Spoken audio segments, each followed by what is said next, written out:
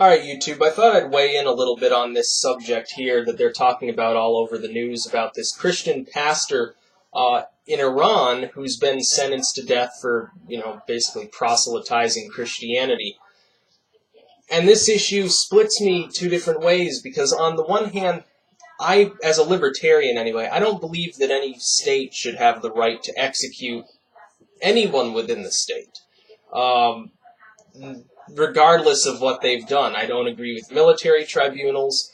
I don't agree with the death sentence in any case. It doesn't matter if a person murders 1,000 other people, what does it prove by killing them?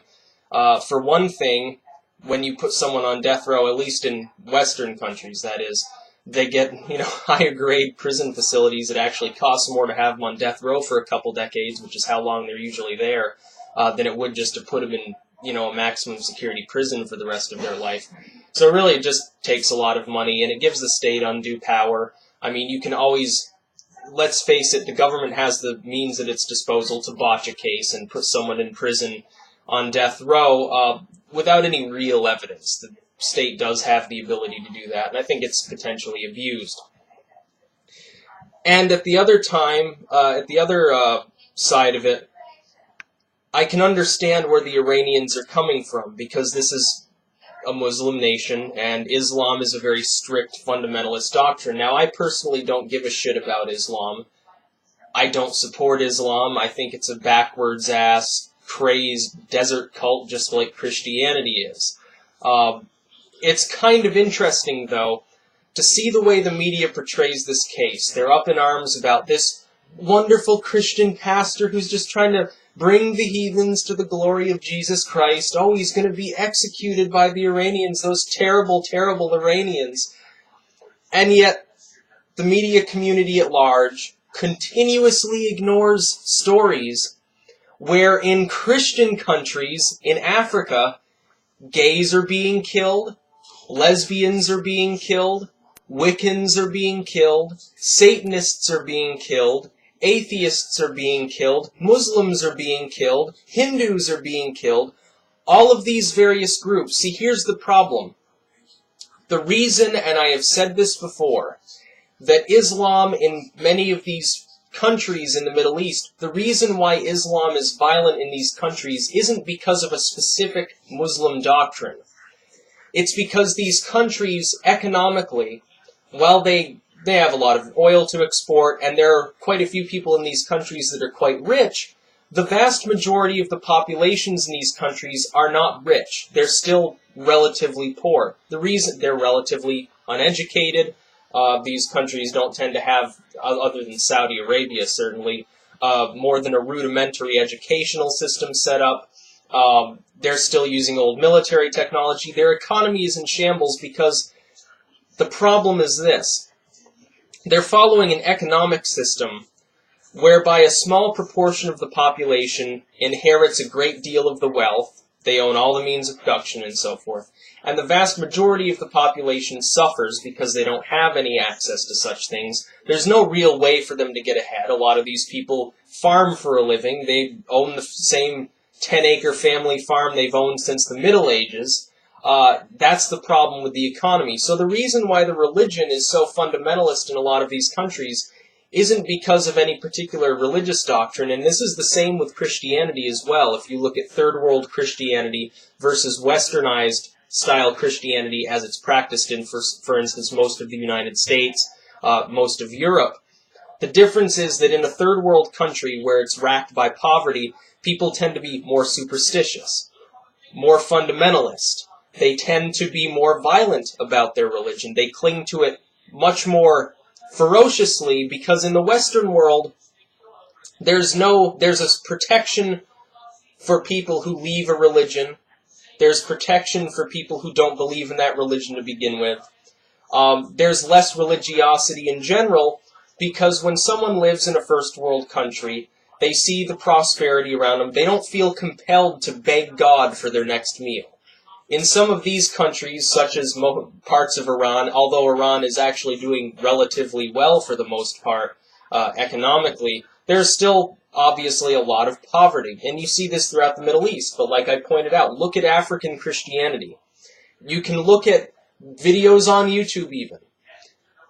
The African Christian movement is extraordinarily fundamentalist, extraordinarily violent, and by and large the Western Christian-run media completely ignores the abuse of non-believers in the African Christian churches. They are still burning witches in Africa. They are still stoning gays. They are still destroying people with mental illnesses and labeling them possessed or witches or so forth. They're still abusing the lesbian and gay communities heavily. They're still abusing the atheists. There's widespread discrimination against all of these groups, and nobody in the Western media bats an eye, because the Western media is completely run by idiots like Rupert Murdoch and so forth. These are people who have ties. They're either Christian themselves, or they have a reason to play to the Christian community for more viewers for their news networks. So here in the United States in particular, you don't hear about the cases in Africa or parts of Asia where Christians are beating on non-believers. All you hear about is these horrible Muslims. Like I said, I don't support Islam. I have no love for Islam. I think it's shit. But I think the same thing about Christianity when it's being practiced in this superstitious Iron Age sense where they're still burning witches on a constant basis. It's happened. And there are certain media outlets that have covered it. BBC, I believe, did a good story on, it was called, like, Africa's Witch Children. I think it was BBC. That literally these children with mental illnesses and so forth are being called witches, or the product of witches, and people are burned at the stake, stoned, drowned, all the things you would find out of the Salem witch trials. Nobody says a thing. But one pastor in Iran is going to get executed because he's proselytizing Christianity, and suddenly he's a martyr, and he's a hero, and these horrible Iranians that are always trying to develop nuclear weapons and do all the other things that the United States does, aka bully around the nations in close proximity, which it potentially has a military prowess over, these people suddenly are dirt-worshipping heathen terrorists. I don't see it that way. I look at the Iranians and I see them trying to basically emulate the United States. Now, isn't that odd to think that this nation that we've been taught for the last 10 or so years, since all this anti-Islamic stuff came up, we look at them as terrorists and we say, oh, well, they dare defy us. They're trying to close off the Strait of Hormuz, and they're trying to oppress the Christians, and they're trying to, do all these terrible, terrible things. They're trying to spread foreign policy into Afghanistan, and into, they're trying to influence the Syrians and give the government their support. I don't look at these Middle Eastern regimes as legitimate. I think they're a bunch of tyrants and assholes. But really, they're no different than a slightly more fundamentalist version of the United States. Really, Iran is just doing the same thing that the United States does, only on a lesser basis, because, number one, again, they don't have nuclear weapons, at least yet. Number two, their military pretty much sucks, and they're only a regional power at best. So while they may be able to bully, they could probably roll into Syria and take Syria over in a week if they wanted to. They can't do anything against us, and yet we're worried about them getting, a handful of nuclear weapons or even, enriched uranium. The Israelis are constantly up in arms, despite the fact that Israel most likely has dozens or hundreds of nuclear weapons and a first world military and educational system and a first world economy. You look at the way the Middle East operates, it's just totally fucked up. But I find it hilarious that this one pastor in Iran who might get sentenced to death is a martyr and a hero, but all of the gay people and atheists and Satanists and so forth all over Africa, well, they're just scum, ignore them. It really is a biased double standard in the Western media to portray stories this way when they completely ignore millions and millions of people who are being abused all over Africa, but they constantly focus on everything that Iran does, everything that Syria does, and they say, well, those are abusive terrorists, but these Christians in Africa who burn gays at the stake, they're wonderful people. We're spreading the joy of Jesus into Africa. We're taming those black heathens. It's wonderful. And that's really the way that the overwhelmingly white Christian church views it anyway. Oh, well, these monstrous animist black people and these Muslims in these black communities, they're subhuman apes. We've got to teach them Jesus. It's the same sort of thing that they were talking about when they first encountered the black populations in the first place, and then tied them under colonialism. Oh, well, we'll give them Jesus, and they'll shuffle their feet happily and eat watermelon all day, and they'll talk about Jesus.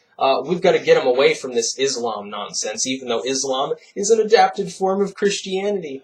So it's really hilarious to me, because on the one hand, I can hate Islam. On the other hand, I can also hate Christianity and chastise the Western media for completely ignoring the abuses by Christians of these groups. And then there's like this crazed fundamentalist running around Africa right now, converting tens of thousands of people to, I guess I don't know whether he's a Protestant or a Catholic, to tell the truth. I can't remember his name, but he's some big-time evangelical that's spreading the joy of Christianity to all these black people. And it's like, well, what's the point? All you're doing is giving them a reason to burn gays at the stake. It's absolutely ridiculous, to tell the truth. And the Western media just eats it up and says, oh, well, what a touching story about those million people who accepted Jesus that day. Never mind that hundreds of black people were in the back row. I mean, hundreds of gay people were outside the stadium being crucified for being sodomites. So that's okay, because we'd like to do that in the United States too. The only thing preventing that is that we actually have a judicial system which protects gay people a little. Won't let them marry, but at least we don't burn them at the stake. The Western media is just completely fucked up. And personally, I couldn't care less whether they crucify this pastor in Iran upside down. I couldn't care whether every Iranian gets crucified upside down. I would think it would be funny. But really, when you look at the way the media operates, it's just fucked up. Peace out.